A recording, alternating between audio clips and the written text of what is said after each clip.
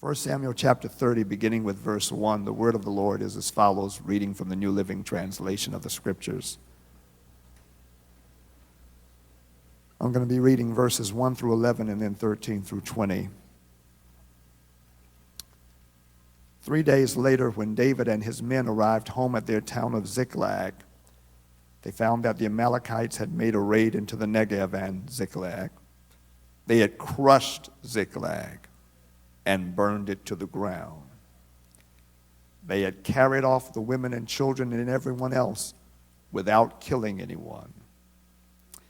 When David and his men saw the ruins and realized what had happened to their families, they wept until they could weep no more. David's two wives, Ahinoam from Jezreel and Abigail, the widow of Nabal from Carmel, were among those captured. David was now in great danger because all his men were very bitter about losing their sons and daughters, and they began to talk of stoning him. But David found strength in the Lord his God. Then he said to Abiathar the priest, "Bring me the ephod." So Abiathar brought it. Then David asked the Lord, "Should I chase after this band of raiders? Will I catch them?" And the Lord told him, "Yes, go after them. You will surely recover everything that was taken from you." So David and his 600 men set out. They came to the brook Besor. But 200 of the men were too exhausted to cross the brook. So David continued the pursuit with 400 men. Along the way, they found an Egyptian man in a field and brought him to David. They gave him some bread to eat and water to drink. "To whom do you belong and where do you come from?" David asked him. "I am an Egyptian, the slave of an Amalekite," he replied. "My master abandoned me 3 days ago because I was sick. We were on our way back from raiding the Kerethites in the Negev, the territory of Judah and the land of Caleb, and we had just burned Ziklag. Will you lead me to this band of raiders?" David asked. The young man replied, "If you take an oath in God's name that you will not kill me or give me back to my master, then I will guide you to them." So he led David to them, and they found the Amalekites spread across the fields, eating and drinking and dancing with joy because of the vast amount of plunder they had taken from the Philistines and the land of Judah. David and his men rushed in among them and slaughtered them throughout that night and the entire next day until evening. None of the Amalekites escaped except 400 young men who fled on camels. David got back everything the Amalekites had taken. He rescued his two wives. Nothing was missing, small or great, son or daughter, nor anything else that had been taken. David brought everything back. He also recovered all the flocks and herds, and his men drove them ahead of their other livestock. "This plunder belongs to David," they said. Thus far, the word of the Lord. You may be seated. Reclaiming what's lost. We come now to the third of the 4 R's in the R400 movement. The first 2 were that of reconnecting and reconciling. We reconnect through being shaped by the truth that we learn about each other and about ourselves, and possessing such truth creates a freedom to fully engage in connections that bring about reconciliation. Reconciliation happens through our looking at the truth of our separation, not through the frame of just having been separated. But through Joseph's story, we learn that we look at the truth of our separation through the frame of God's overarching purpose that sees our having been sent as opposed to having been sold. And because the overarching purpose of God was in effect, we were able to survive, succeed, and now serve to help others. With that, we now arrive at the third R. It is that of reclaiming what's been lost in the past 400 years. As we absorb the weight that comes with just hearing the number 400 years, we are made to realize the enormous degree of loss experienced by persons on both sides of the Atlantic. For the nations of West Africa, there was the loss of some of the strongest and brightest men, women, and children. Families lost husbands, wives, fathers, mothers, sons, daughters, grandchildren, nieces, nephews, warriors, farmers, herdsmen, artists, and the like. Musicians. And this loss was multi-generational in impact, because it wasn't just the loss of those who were herded on to a boat and shackled and put in the hull of a ship, but it was the loss also of what they would produce. It was the absence of what they could have manifested and the contributions that they could have made. It was the loss of innocence, the loss of trust among the tribes within a particular country, as well as the loss of trust and respect between slave trading and non-slave trading countries and kingdoms.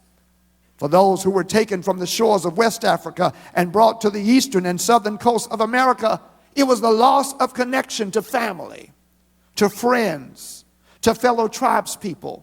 It was the loss of coherence, of community, of place, of personhood, of self-rule, and of self-determination.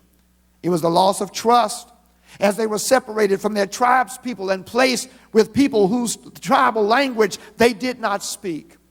And yes, to their descendants, to we who are alive today, it's been a loss of rootedness, of identity, of security.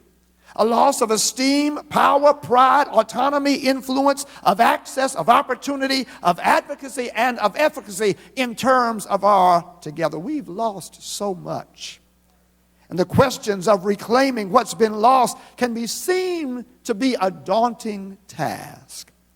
The enemy sometimes would have you be frozen by how daunting something seems to be, such that you and I don't do anything about it. For many years, that may have been the case.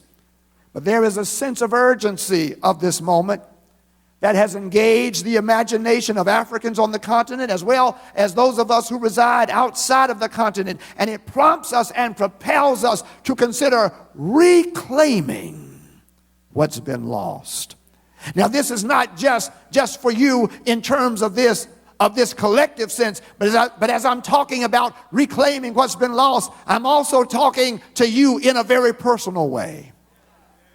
Because not only has there been something that's been lost collectively, but as I'm speaking to somebody, you're listening, and you're listening because you realize you've lost something. You've lost something personally. You've lost something individually. And what does it mean to reclaim what you once had? I was led to the account of a significant loss and recovery. It's in the life of David. It is during the journey to assuming the throne of Israel. And at the point of our text, David has sought asylum in the territory of the Philistines. Now this is how bad it is for David. David is seeking asylum in the very home of the place of the people who are related to Goliath, who he's killed. David has the misguided notion that the enemy of my enemy is my friend. Because the Philistines are fighting Saul, David believes that they'll let him hang out with them, forgetting the fact that he killed their champion. Achish the king believes David to be an Israeli mercenary whose historical enmity with Saul can be used to further Philistine aims against Israel. And consequently, Achish gives David the city of Ziklag from which to operate what he hopes would be an insurgency against Israel. David, on the other hand, has been using Ziklag as his base to attack current enemies to the Philistines and future enemies to Israel. Now, not all of the Philistines shared Achish's trust in David. And on one occasion, the Philistines were going to fight against Saul, and many Philistine officers suggest that David should not go with them, lest he turns against them and sides with Saul. And when hands went up to vote on it, the majority view was that David should not go with them. And so Achish releases David and his men from service by sending them back to Ziklag. And as they are away, unbeknownst to them, Ziklag is attacked by the Amalekite army, who burn the city to the ground and carry off women, children, and everyone else. When David and his men return, everything is in ashes, and everybody is gone. And with no one there to tell them otherwise, David and his men assume the worst, that their wives and their children are dead. You see, friends, as bad as the actual loss was, it is made even worse by the assumed loss. When they return to a city burned down with nobody there. The city burned down, and the absence of people, those were actual losses. However, with the absence of the people, there enters an assumed and imagined loss. David and the men assume and imagine that the people who are absent are dead. And with their family's absence, the imagination is that they are lost to them forever. Someone knows about the pain caused by actual and assumed loss. You know what it is to imagine that what is missing due to it being dead. You know the hopelessness, the despair, the resignation that comes when you've lost something and you imagine that it's not just lost, but it's dead. That relationship is not just lost, but it's dead. That opportunity is not just lost, but it's dead. So profoundly personal is this loss in its reality and in their imagination that the Bible tells us that they weep until they can weep no more. They literally cry all of the tears out of their tear ducts. They wail until there's no more voice. Have you ever wept like that? Have you ever been so personally hit and bereaved and grieved that your moments turned into minutes and your minutes turned in, my God, to hours, and all that you could do then was just heave? That's where they are. They weep until they can weep no more. And if you're going to reclaim what's been lost, number one, it requires a sense of loss that impacts you. The loss of Ziklag and the loss of family was something that neither David nor his men could ignore. They could not shake it because they were shaken by it. So shaken that they were brought to tears. There must be some weeping over what's been lost. You know, there are some losses you don't weep about because it does not impact you that way. And therefore, you don't even go after recovering what's been lost because it really didn't matter to you in the first place. But if you're going to recover what's been lost, it's got to matter to you. It's got to impact you in such a way that you are willing to even weep. Because, friends, the degree of depth of the sense of loss will be the degree of desire and determination to reclaim what's been lost. With there having no more voice to cry, the mood and focus of the men now shifts. The focus moves from the family members who were taken and possibly killed. Now all eyes are on David. And they're not on him in a positive way. They are now talking about stoning David. Now, a few chapters before this, there is the story of broke, busted, and bitter people coming to a cave where David was, asking him to lead them. He didn't recruit them. They came to him. And now they're actually talking about stoning him. How quickly things can flip.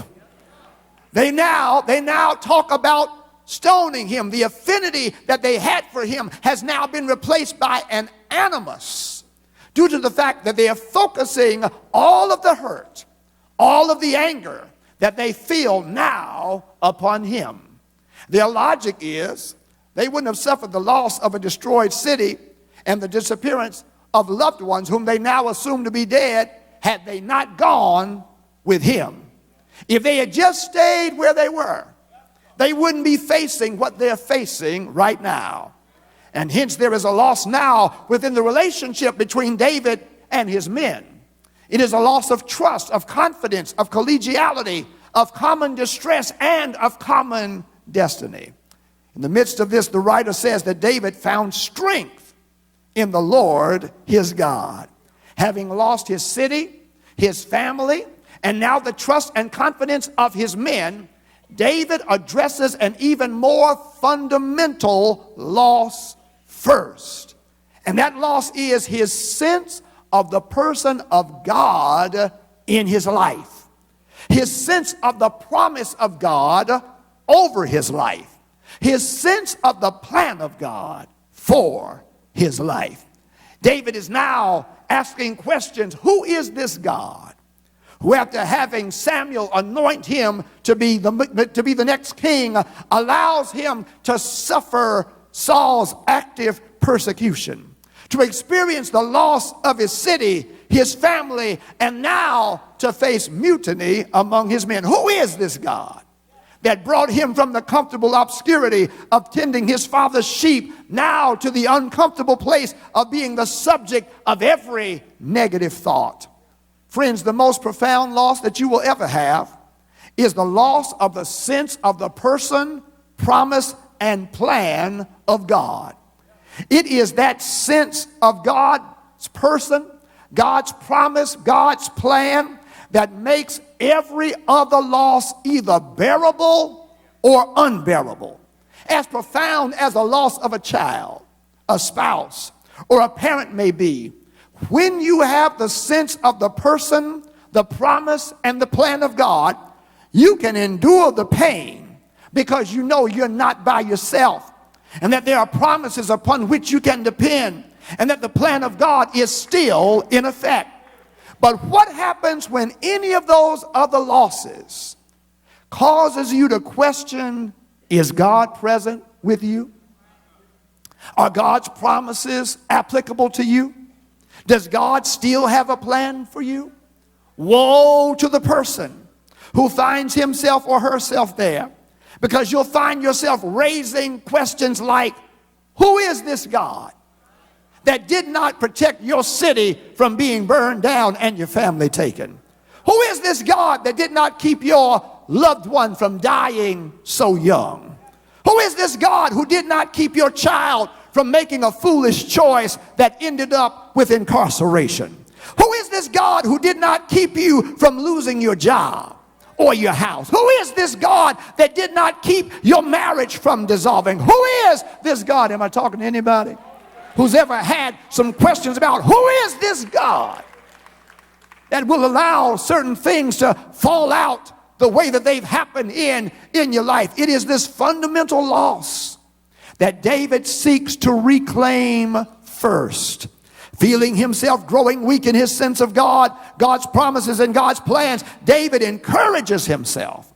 He finds strength in the Lord his God. With great intention, he seeks to relocate the person of God, the promises of God, and the plan of God. He sets his mind on who God is, on what God has promised, and the plan that God announced through the prophet Samuel, anointing him down in Bethlehem. David reaffirms the place of God within the current frame of his mind. Can you hear him in Psalm 2? Lord, how they have increased who trouble me. Many are they that rise up against me. Many are they that say of my soul, there is no help for him in God. But thou, O Lord, are a shield for me, my glory and the lifter of my head. I cried out to the Lord with my voice, and he heard me out of his holy hill. I lay down and I slept, and I awakened because the Lord sustained me. Can you hear him relocating himself in the person of God? Salvation belongs to God. Your blessing is upon your people. Can you hear him in Psalm 9:11 saying, in the Lord do I put my trust? How can you say to me, flee like a bird to my mountain. The Lord is in his holy temple. The Lord's throne is in heaven. His eyes behold, and his eyelids test the sons of men. My friend, the second step in recovering what's been lost is you've got to be able to lay claim to the person and promise and plan of God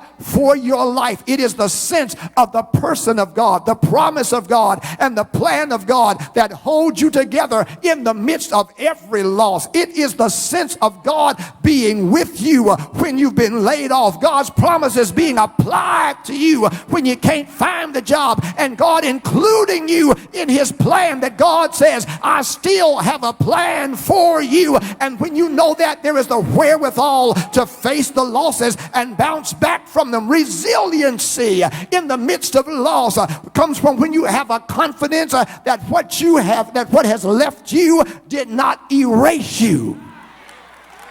In other words, friends, there is a you that remains after your loss, and the you that is left is being sustained by a God who has not lost anything, whose promises are still true, and whose plan is still a fact. That's why when your pregnancy did not come to term, though you lost, there was still a you that remained, and the you that remained was sustained by a God who has not lost everything. You find yourself saying things like David, whenever I'm afraid, I will trust in you. In God I will praise his word. In God I have put my trust. I will not let fear, my God, harm me. What flesh can do to me? You number my wanderings. You put my tears in your bottle. Are they not in your book? When I cry out to you, then my enemies will turn back.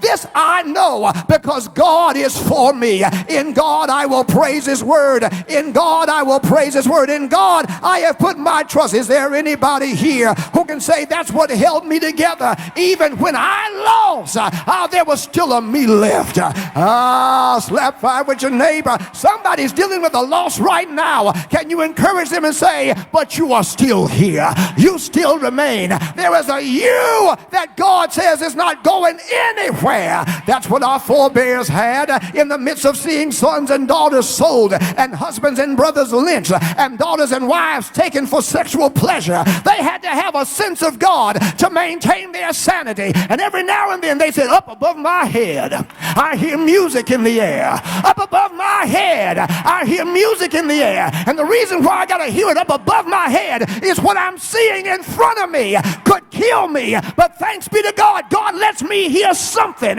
beyond what I see that lets me know there must be a God somewhere.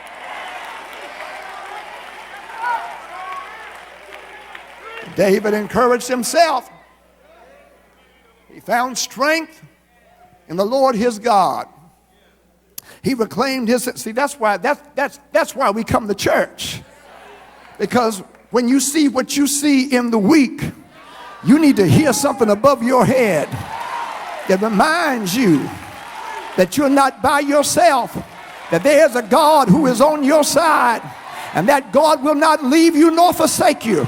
That God will fight your battle, and sometimes you'll have to hold your peace. And they're wondering how you can hold your peace. It's because God made you hear something above your head that lets you know he's there.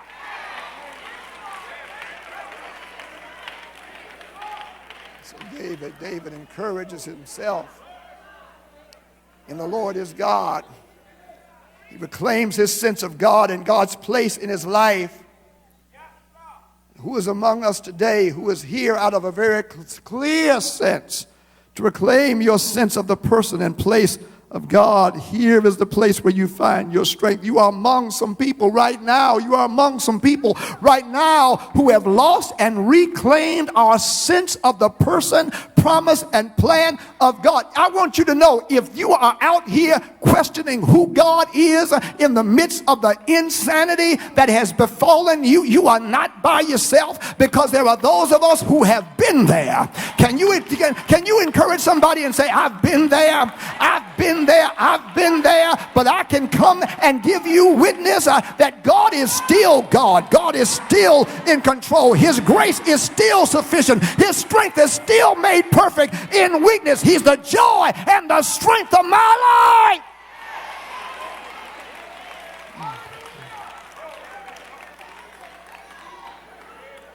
It's with that renewed sense of God's person, promise, and plan that David inquires of the Lord. He says, should I chase after this band of raiders? Will I catch them? The Lord tells him, yes, go after them. You will surely recover everything that was taken from you. That's the third step in reclaiming what's been lost. You got to seek the Lord's will concerning the loss. David does not assume that he should go after them. David prays. He inquires whether or not he should go after them. And he does so because he realizes that you got to know what God wants you to reclaim. Because some things that you lost and perhaps even cried over losing are not worth going after.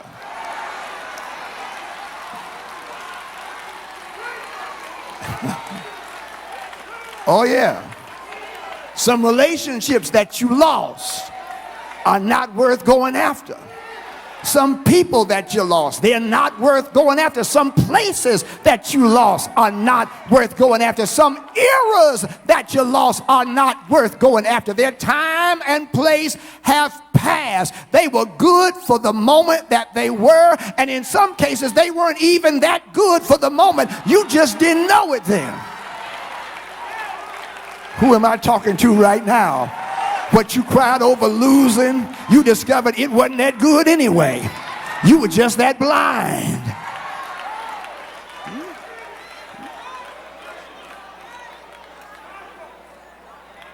So it pays to ask God, is this something for me to go after? And God tells David, yes, go after them. You will surely recover everything that was taken from you. God tells David what to do and assures him what he'll receive by doing it. Now, this is a multi-layered answer to what was a single question. On the surface, David asks, should I go after that band of raiders? He doesn't mention anything about his or the men's families, because he's really supposing them to be what? Dead. He just wants to get revenge on the people who burned his city. But God's answer alerts him to what he doesn't realize. God says, pursue the raiders, and that he would recover everything that was taken from him. God alerts David to the fact that this was more than about getting revenge on what was done to him. This was about getting back what was taken from him. That what was taken from him is still alive. It's still breathing. I don't know who this is for, but God wants me to let you know, to put you in this atmosphere right now, that this is not the time for revenge or resignation. This is the time for recovery.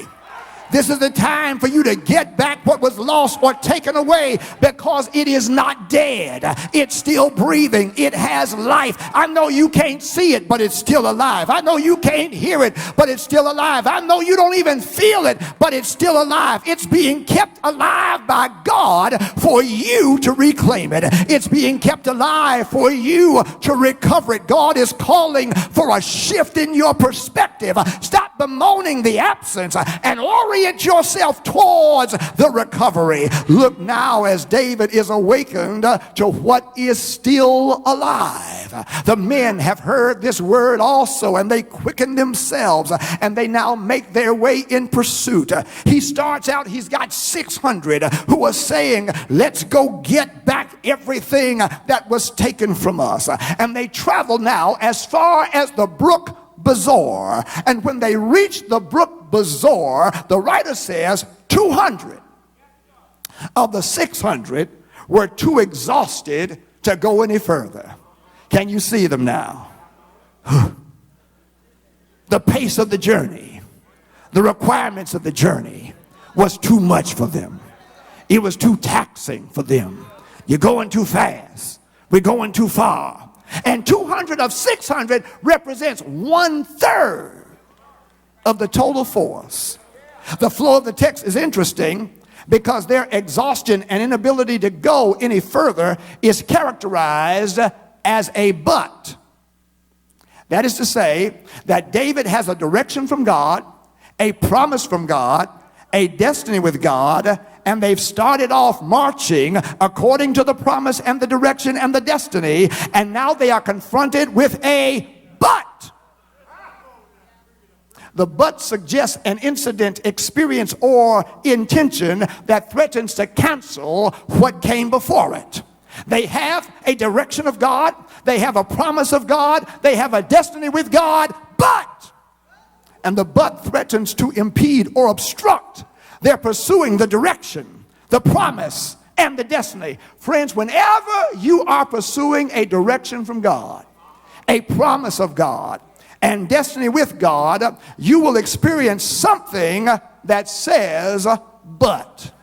There will be some occurrence, some challenge, some disappointment, some obstruction, some hindrance, some delay, some unexpected thing that puts the certainty of the direction, the promise, and the destiny into question. There will be some loss, there will be some absence, there will be some subtraction, and it will occur at the most inopportune time.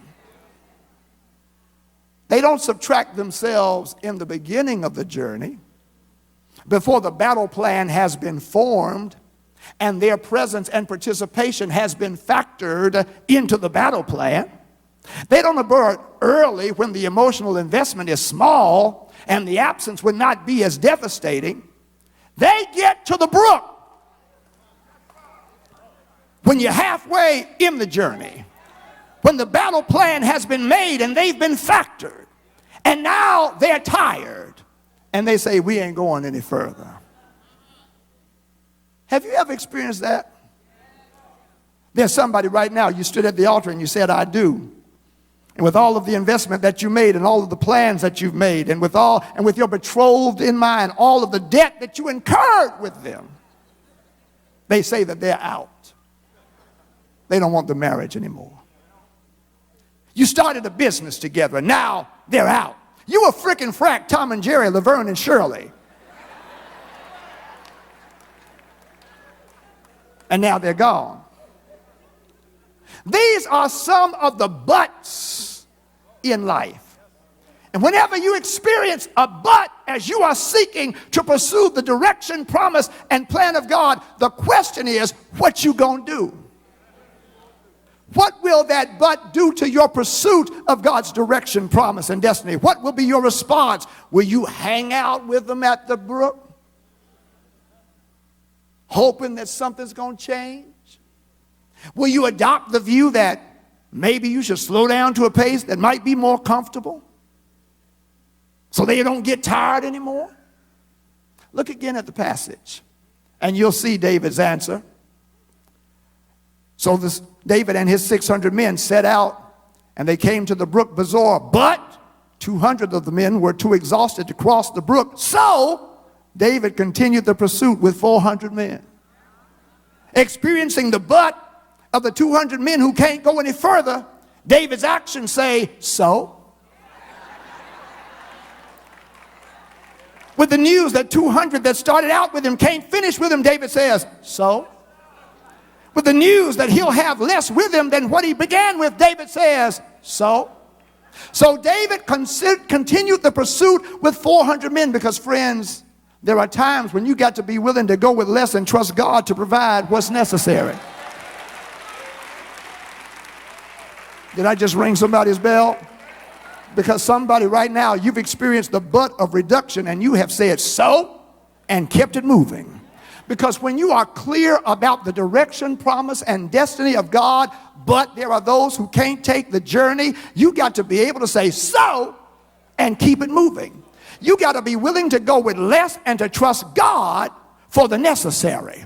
That was Gideon's lesson. He started out with 30,000 people, and God reduced it by 20,000 with one question. And then, now that it's down to 10,000, God whittled it all the way down to 300.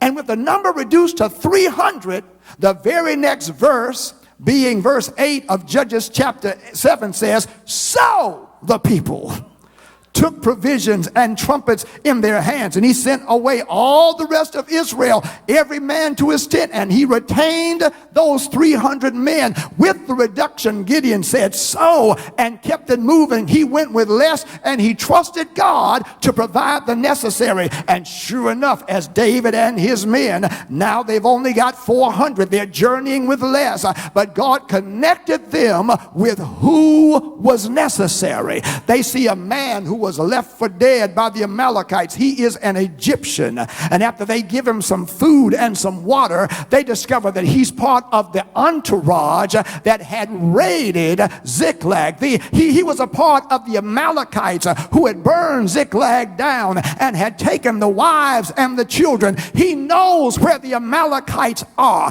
This one man has knowledge that the 200 that were left behind did not have. God provided exactly what they needed, even though the package didn't look too good. With less, God provided the necessary. That's what the Jacksonville Jaguars, they discovered in game one. They lost their starting quarterback, a defensive end, a cornerback, a wide receiver, a tight end, and an offensive tackle. My God, to injuries. And then in game two, their star cornerback, Jalen Ramsey, decided he wants to be traded. Those are big buts that the Jacksonville Jaguars experience. But if you watch them, my God, this past week, the Jaguars said so, and they kept it moving. And on Thursday night, they discovered that they had what they needed in a rookie 6th-round draft pick by the name of Gardner Minshew. I wonder, am I talking to anybody here who has moved on with less and you've trusted God for the necessary? You have less friends, less invitations, less follows, less parties, less room, less space, less income, less influence, but God has provided what was necessary, and you're able to say so and keep it moving. Can I help somebody out? Can I cause you to cancel your appointment with the counselor? God is trying to tell you, you need to just say so and keep it moving. You need to stop crying about who ain't with you no more, who doesn't like you anymore, who can't stand you anymore. You got to say so and keep it moving, because let me tell you, what God has for you is not what you left behind, it's who's waiting for you ahead.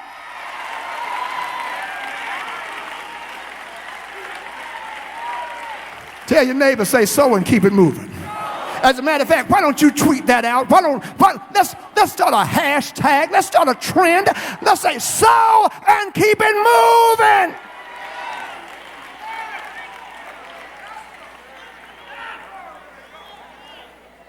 The one man. One man had what 200 didn't have. And here's why you got to keep it moving. Because what's waiting on you is half dead. The man was left for dead. If David and the men and his 400 had hung out at the brook trying to convince the 200 to get on board, the man with the knowledge that the 200 didn't have, he might have died. I guess what I'm trying to help somebody understand is you better have a sense of urgency about what God has for you. And you got to be willing to say, I would love to hang out here with you, but I got to go because I know God has something waiting on me. And there's a window of time that I have to get to what God wants for me. I tell your neighbor, I ain't got time to dally. I ain't got time to kowtow. I ain't got time to hang. Now there's something God has waiting on me, and I've got to get there because it needs my arrival. So with one person, the one person that they needed, David and his 400 men, they attacked the Amalekites from twilight until the evening of the next day. The Bible says they recovered everything that the Amalekites had taken away. Nothing was lacking, great or small, wives, sons, or daughters. Then not only did they recover all of what was theirs, but they then took the flocks and herds that belonged to the Amalekites. They should have left them alone and they would have still had what they had. Here it is. Reclaiming what's been lost requires you to take definitive action and experience God's determined outcome. Definitive action, determined outcome. Here it is, David and the 401, they attacked the Amalekites. That was definite action. They didn't start an attack and let up when it went longer than some expected. They attacked them from twilight on one day until the evening of the next day. They didn't take a break because it was midnight on the first day or morning on the next day, because too much was at stake. They kept the attack until they got what God promised. And for somebody today, you got to make up in your mind, you're going to be definitive in your actions, and you're going to be definite for as long as it takes until you experience what God has determined for you. Because friends, God's determination is sure, but you've got to be willing to be definite and determined. You got to be willing not just to start, but stay until it's done. You got to be willing to endure until the end. You got to be willing to start on twilight on one day and go all the way until evening the next day, because you understand that the God who is God will give you what you need to fight for what he's determined for you to receive and recover, because the weight here is on what God has determined for you to receive and recover. Because if God has made the determination that you're going to receive it and recover it, no matter how long it takes, it will never be too long for you to get what God has determined for you to receive and recover. If you know, my God, that God has said this is for you, and notice God didn't say how long it was going to take. You got to make up in your mind, God, since I know you have determined who I'm going to be, I'm going to do what I need to do for as long as I need to do it until I become what you say that I will become. That's what a doctor has to do. God says, I've called you into the medical profession. Well, now if God has called you into the medical profession, then you've got to be able to do 4 years of undergraduate study. You've got to be willing to do at least three to 4 more years of medical school. Then you've got to be willing to go through rotations of residency. You got to be willing to go through internships in order for you to be what God has already determined for you to be. And you got to make up in your mind, I'm not going to let how chemistry is tough, I'm not going to let that take me out.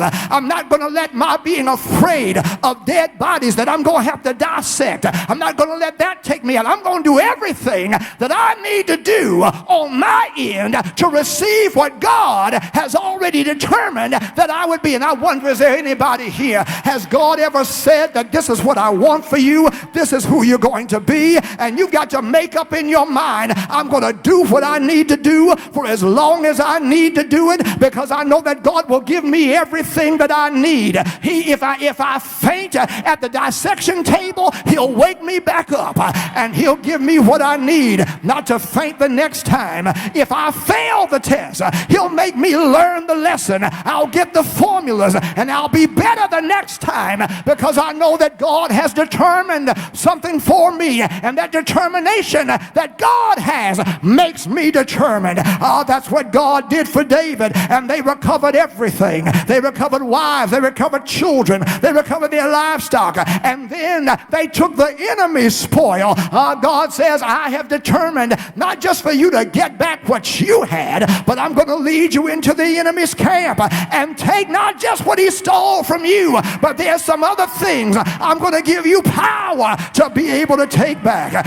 He didn't just do it for David, he did it for the son of David. He did it for Jesus, who came to reclaim and to recover, because Jesus came to seek and to save that which was lost. God gave Jesus what Jesus needed to take definite action and for Jesus to experience God's determined outcome. The outcome was already determined. It had been announced in the Garden of Eden when God had told the serpent, I'm going to put enmity between you and the woman, and the seed of the woman and your seed. Your seed will bruise his heel, but her seed will crush its head. It was already determined. The outcome was the defeat of Satan. The outcome was wounds for our transgressions and bruises for our iniquity and chastening for our peace and stripes for our healing. The outcome had already been determined. Victory over death, hell, and the grave. The outcome was to draw all men and women, boys and girls, unto Jesus. And so God gave Jesus what Jesus needed to be lifted up from the earth, to take on Satan, to make an open show of him, to be wounded for our transgressions, to be bruised for our iniquity, to be chastened for our peace, and to bear stripes for our healing. He gave Jesus what he needed to die our death and to face our hell, to take the keys of death, hell, and the grave, and then be raised up on the third day morning with all power in his hand. And he led captivity captive and has given gifts unto the saints who believe. He's been reclaiming and recovering ever since. I wonder, is there anybody here who can say, I am an example that Jesus has been reclaiming and been recovering, because I was lost, as lost can be, but Jesus found me and brought me back and brought me in. Is there anybody here who doesn't mind testifying and say, I didn't know how lost I was until Jesus found me. I didn't know how bad off I was until Jesus rescued me. But I'm a witness that he's able to catch you and bring you unto himself. And when he does it, he'll give you the testimony that he gave David, that God has kept us safe and helped us defeat the band of raiders who attacked us. I wonder, is that somebody's testimony that God has kept you and God has helped you? Can somebody testify and say, God has kept me and God has helped me in the midst of my layoff? God has kept me and God has helped me in the midst of my divorce. God has kept me and God has helped me when I lost my mama, when I lost my husband or your wife, when you lost your child. God has kept you and God has helped you. He's helped you get back up. He's helped you start over again. He's helped you go after it. He's helped you gain it. He's helped you seize it. He's helped you recover it. He's helped you start all over again. He's helped you succeed. He's helped you ascend. He's helped you survive. Slap five with your neighbor and say, neighbor, I'm just thanking God for keeping me and helping me in my grief. He kept me and he helped me in my diagnosis. He kept me and he helped me in the fear and the worry. He helped me and he kept me with my children were acting crazy. He helped me and he kept me when my marriage was on the rocks. He kept me and he helped me when I didn't have 2 nickels to rub together to make a dime. He kept me and he helped me when I wondered how the rent would be paid, how the mortgage would be settled. He kept me and he helped me. Yeah, that's why I'm here to give him glory. I'm here to give him praise. I'm here to give him honor because he's worthy. Thank you, Jesus. Thank you for my life. Thank you for keeping my life. Thank you for helping my life. Thank you for having a plan for me. Yeah.